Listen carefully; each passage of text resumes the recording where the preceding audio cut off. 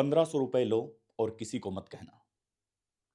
जी हाँ, ऐसी ही घटना एक सामने आई है झुंझुनू से।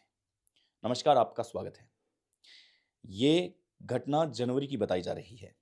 इसके अंदर एक बुजुर्ग जो अपनी एक छोटी-सी दुकान के साथ काम करता था, उसका जो परिवार है वो उससे अलग रहा करता था। बुजुर्ग की उम्र है वो 65 वर्षीय ज़्यादा बताई जा रही है। उसे तलाश थी कि वो अपना जो काम है, वो काम घर का काम खुद नहीं कर सकता क्योंकि उसे दुकान में भी जाना होता है। इसलिए दुकान के काम को करने के लिए उसे किसी न किसी की हेल्प चाहिए, घर पे झाड़ू पोंछा करने के लिए, खाना बनाने के लिए कोई न कोई ज़रूरत है उसे। जब वो मोहल्ले में निकलता है, तब मोहल्ले में उसे कई लोगों के संपर्क मिलते हैं, लेकिन सबको वो इग्नोर करता चला जाता है। लेकिन एक उसे ऐसे माँ-बाप मिलते हैं जो 14 वर्ष की बच्ची होती है। 14 वर्ष की बच्ची को वो कह देता है कि चलो ठीक है, आप काम पे आइए, आपका स्वागत है और हमारे घर में आने के बाद में आप झाड़ू-पोंछा ही करेंगे। करीबन 6 महीने लगातार सब कुछ सही चल रहा था। ब जो लड़की थी, नाबालिग लड़की, वो समय-समय पर आती और बुजुर्ग के घर में आधा पौना घंटा काम करके और वो निकल जाती। लेकिन अचानक 6 महीने बाद में उनके घर के बाहर कुछ ऐसा होता है कि आप सोच भी नहीं सकते। उनके घर के बाहर बुजुर्ग के घर के बाहर 4-5 लोग जन थे। उन्हें पहले भी इस बात का शक था, शायद इसी वजह से थे। जैसे ही किशोरी घर में आती है, वो तुरंत दरवाज़ा बंद करता है और दरवाज़ा बंद करने के बाद में वो उसके साथ घिनौनी हरकत करता है। जब नाबालिग लड़की करीबन 15-20 मिनट के बाद में अपने घर की ओर रवाना होती है, तब उसके चलने की स्थिति ठीक नहीं थी। यही सब देख कर के जो बाहर जो लोग खड़े थे, वो लोग उस लड़की के माँ-बाप को बुला लेते हैं कि एक बार आप यहाँ पे आइए और आपको कोई बात बतानी है।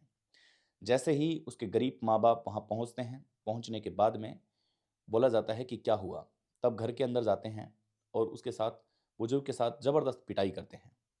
लड़की से पूछताछ करते हैं माँ-बाप तो वो लगातार कहती है कि पिछले 6 महीने के साथ मेरे साथ ऐसा हो रहा है। इसने आज मुझे ₹1500 का मुझे एक बंडल दिया जिसके अंदर 500-500 के 3 नोट थे और मुझे ये कहा कि बाहर जाके किसी को मत बताइयो। ऐसा करके हमेशा मेरी आवाज़ को दबा दिया करता था और पिछले 6 महीने से कभी मुझे ₹100, कभी 200, कभी 300, कभी 500 इस प्रकार से मुझे पैसों का लालच देकर के घर रवाना कर देता था। माँ-बाप ने पूछा कि क्या तुम यहाँ आने के बाद कोई काम भी करती हो या नहीं? लड़की ने कहा कि मैं कोई काम नहीं करती, मैं यहाँ आने के बाद में सिर्फ़ और सिर्फ़ इसके हवस का शिकार बनती हूँ और ये अपनी इच्छा पूरी करता है और उसके बाद में मुझे कुछ पैसे दे कर के जाने दिया जाता है।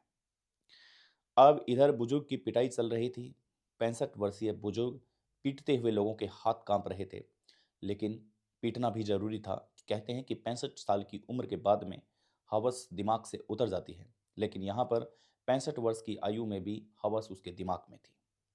लगातार पीटते रहे, लगातार बुरी तरीके से मारते रहे, लेकिन उसे किसी बात की कोई फ़िक्र नहीं थी। अब इधर पुलिस को कॉल कर दिया जाता है, जैसे ही पुलिस मौके पर पहुँचती है, फ़ायदा उठा कर के आरोपी वहाँ से भाग निकलता है।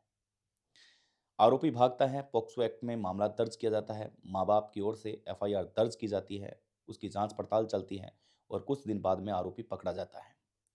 तब तथ्य सामने निकल के आता है कि 65 वर्षीय बुजुर्ग ने अपनी हवस की इच्छा पूरी करने के लिए ही उस लड़की को अपने घर के काम के लिए रखा था, न कि वहाँ उसके कोई काम था।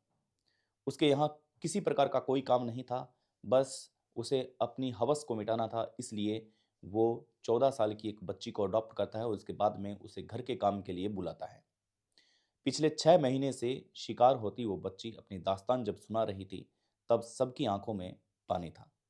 यहाँ पर बुजुर्ग की जो बयान रिकॉर्ड किए गए तब भी पुलिस के हाथ-पाँव फूल गए कि उसने बताया कि उसकी रियलिटी में नीति क्या थी ऐसा सब करने की। इसीलिए हम आपसे कहते हैं कि सच्ची क्राइम कथा जो होती है, वो हम सिर्फ़ इसलिए आपके सामने रखते हैं ताकि आप उससे कुछ सीख पाएँ। हमारा मकसद किसी की भावनाओं को ठेस पहुँचाना नहीं है, बल्कि हमारा मकसद ये है कि आप सब ऐसी घटनाओं से बार-बार सीख सकें। एक सच्ची क्राइम कथा के साथ मिलते हैं, तब तक के लिए नमस्कार, जय हिंद।